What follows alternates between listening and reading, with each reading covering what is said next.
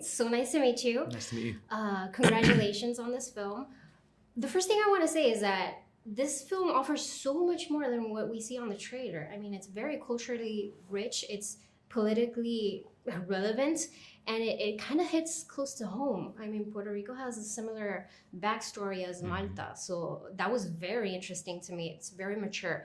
So I want to start with what I consider was a very beautiful scene. You had speaking to Tewksbury about believing your father and where he came from, and basically learning that he was your hero, but he can also make mistakes, and believing that the British Empire was correct in ruling India.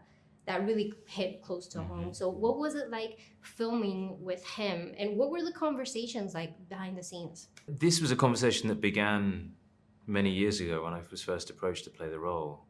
And I obviously was immediately saying yes. I wasn't going to be like, no, I don't want to play Dr. Watson.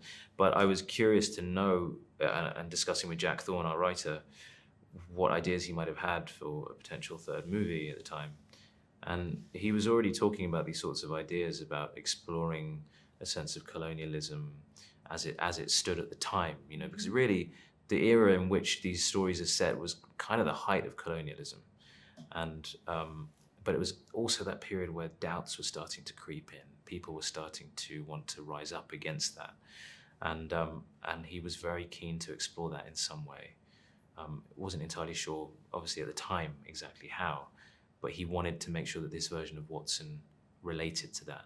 And that really excited me, because of course it's an honor to be asked to play a role like this, but to be able to put something completely unique in the mix was really great. And I think we've done a really wonderful job there. And that scene particularly is a really important moment.